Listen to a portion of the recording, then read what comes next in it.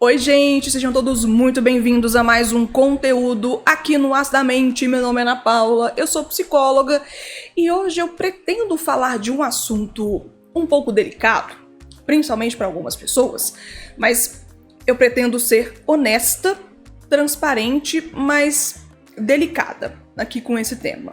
Você já percebeu que algumas pessoas entram repetidamente em relações que elas já começam impossíveis? Elas se envolvem com pessoas comprometidas, emocionalmente indisponíveis, distantes, ambíguas e mesmo sofrendo, elas continuam sentindo atração exatamente por esse tipo de vínculo. E depois de tanto tempo, surge uma pergunta um cadinho desconfortável. Por que relações impossíveis me mobilizam tanto? Porque às vezes o sofrimento não está apenas na pessoa escolhida, está na dinâmica emocional que aquele tipo de relação sustenta. Se você quer conversar e entender um pouco mais sobre esse fenômeno, pessoas que sempre se relacionam ou procuram relacionamentos completamente indisponíveis, fica comigo porque eu acredito que a gente precisa falar sobre esse assunto hoje.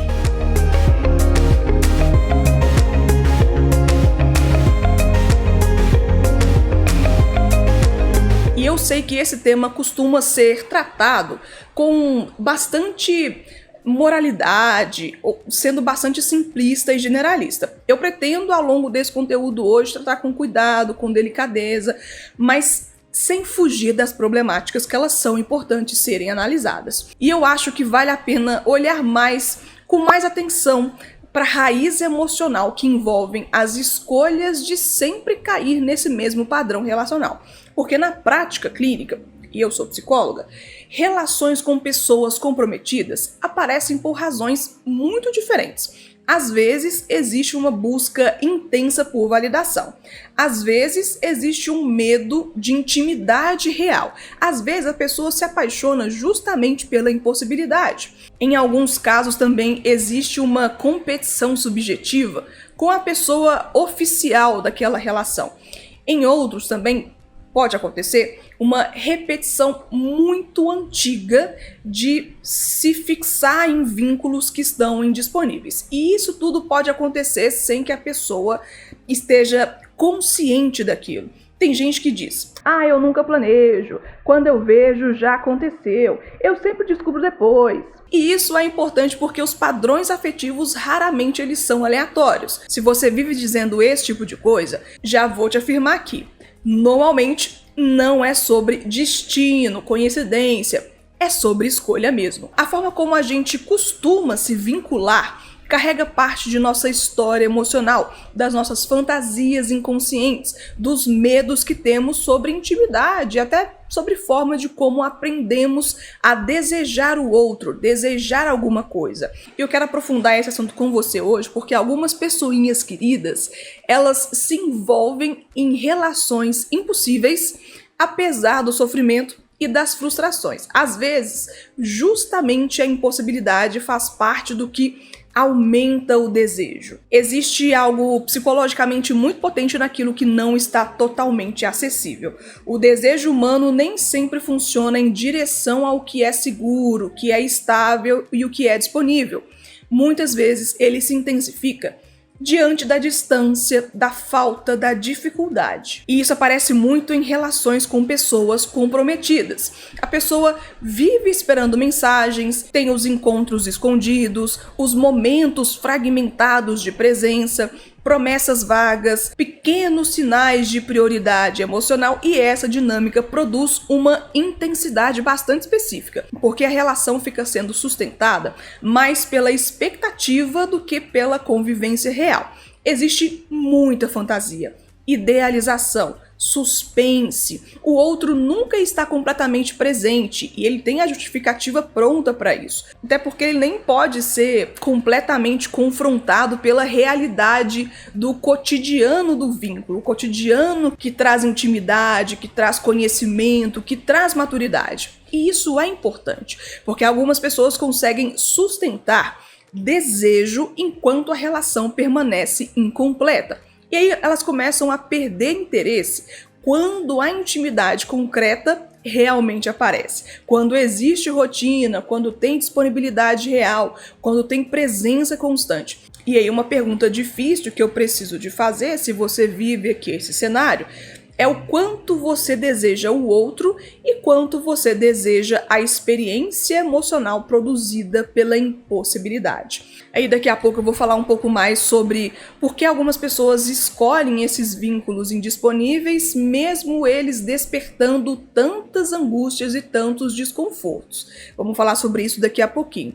Mas por enquanto, vamos falar aqui sobre quando essa impossibilidade, na verdade, protege, mesmo que inconscientemente, porque alguns sofrem muito em relações com pessoas comprometidas, mas também elas se sentem relativamente seguras dentro delas, porque enquanto o vínculo permanece limitado, certas experiências emocionais nunca precisam ser totalmente enfrentadas. A pessoa não precisa lidar profundamente com a convivência, com a construção real da intimidade, com a exposição cotidiana, com a sustentação concreta do vínculo. Existe sofrimento, claro, mas também exige uma espécie de controle visível da distância.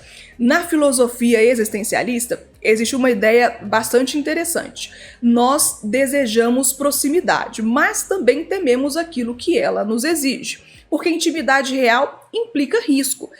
Tem medo de rejeição, de dependência emocional, de perda daquela idealização que você criou. Existe confronto com inseguranças pessoais, existe responsabilidade afetiva, e aí algumas pessoas elas permanecem em relações impossíveis, porque de certa forma, consciente ou inconsciente, aquilo mantém o amor num território onde ele nunca precisa ser completamente real, onde ele nunca precisa se provar.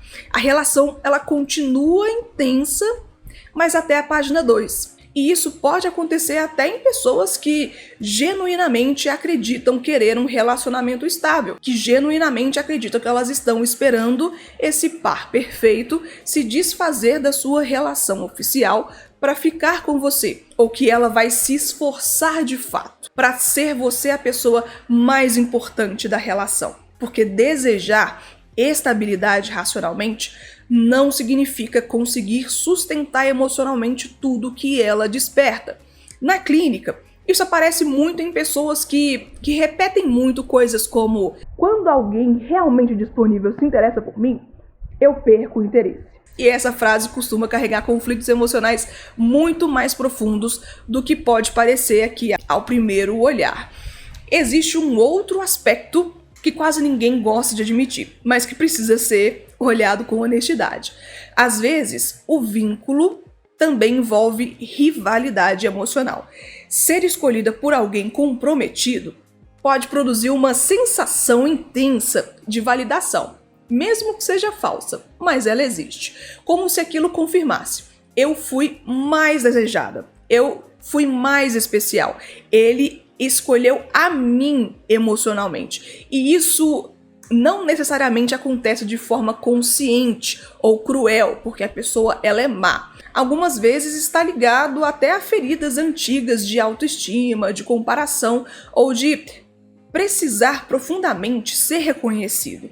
Alguns cresceram emocionalmente tentando conquistar atenção, prioridade ou amor em ambientes onde elas precisavam competir afetivamente. Então, sem perceber, elas repetem relações em que o amor parece sempre precisar ser disputado. E isso cria uma associação bem perigosa. O vínculo só parece valioso quando envolve tensão, incerteza ou concorrência. Relações tranquilas, cara pessoa, elas podem parecer sem química. Para essas pessoas, relações tranquilas, relações onde há envolvimento, disponibilidade, onde os dois estão disponíveis afetivamente, juridicamente, um para o outro, podem parecer sem química, chatas. A disponibilidade pode parecer desinteressante, segurança pode parecer falta de intensidade, porque o psiquismo aprende a associar amor com instabilidade e indisponibilidade emocional. E aqui existe uma questão bastante importante de ser trazida. Algumas pessoas não se sentem desejáveis quando elas são escolhidas livremente. Elas precisam sentir que elas venceram, entre aspas, emocionalmente alguma disputa invisível. Só que esse tipo de dinâmica costuma gerar um sofrimento prolongado, porque a validação nunca vai estabilizar completamente a insegurança que esse sujeito está tentando compensar. Uma das coisas mais difíceis da vida adulta é perceber que nem sempre escolhemos relações apenas pelo que elas nos oferecem conscientemente. Às vezes, nós escolhemos também pelo que elas nos reencenam, emocionalmente falando. E isso não significa que tudo seja puramente inconsciente ou que a pessoa não tenha responsabilidade pelas suas próprias escolhas. Não estou dizendo isso. Mesmo que seja inconsciente, há um nível de responsabilização, principalmente por não ter senso crítico, não parar para pensar e repensar sobre essa continuidade, sobre esse padrão de repetição de relacionamentos. Contudo, quando eu falo aqui inconsciente, isso significa que certos padrões afetivos carregam sentidos emocionais mais internos, mais profundos. Tem gente que repete indisponibilidade porque cresceu tentando alcançar pessoas emocionalmente distantes. Outras aprenderam que amor vinha misturado com espera, frustração ou instabilidade. Algumas associam intensidade ao sofrimento porque nunca experienciaram segurança emocional sem tensão, sem medo. E quando isso não é percebido, a tendência é continuar confundindo o sofrimento emocional com profundidade afetiva. É continuar se mantendo nesse padrão comportamental em relacionamentos. E é por isso que a psicoterapia costuma ser tão importante nesses casos, porque ela ajuda a pessoa a olhar não apenas para com quem ela se relaciona, mas para aquilo que ela está buscando emocionalmente dentro das relações. Qual vazio está tentando ser preenchido? Qual confirmação está sendo procurada? Qual medo continua sendo evitado? E eu gosto de falar sobre isso porque muitos vivem anos repetindo vínculos indisponíveis sem perceber que existe uma lógica por trás que está sustentando essas suas escolhas. E talvez o mais complicado nisso tudo aqui, nesse tipo de relação, seja identificar que o sofrimento nem sempre vem da falta, só da falta do outro. Às vezes ele vem também do conflito entre desejo de intimidade e o medo daquilo que a intimidade real exige. Porque, cara pessoa, relações impossíveis podem até sustentar fantasia, intensidade, expectativa, sem exigir presença emocional completa. E aos poucos a pessoa pode acabar vivendo vínculos muito mobilizadores emocionalmente, mas profundamente limitados na possibilidade de construção real. Olhar para isso com honestidade não é simples, mas pode ser um bom começo para uma compreensão mais profunda sobre a própria forma de amar, de desejar e de se vincular. Se esse conteúdo fez sentido para você, me conta nos comentários se você já percebeu algum padrão de indisponibilidade emocional nas suas relações e se você já viveu vínculos que pareciam intensos justamente porque nunca se tornavam completamente possíveis. Se você gosta desse tipo de reflexão sobre psicologia, relações humanas e comportamento, se inscreve aqui no canal. Eu sou psicóloga clínica, trabalho com atendimentos online e deixo os meus contatos aqui no descritivo desse conteúdo, caso você queira conhecer um pouco mais do meu trabalho. Se você quiser conhecer um pouco mais sobre o meu trabalho, vai ser um prazer acompanhar parte da sua trajetória e ajudar você a compreender um pouco mais sobre essas dinâmicas emocionais com mais profundidade e mais racionalidade. Mas existe um passo que só você pode decidir dar, que é esse de entrar em contato.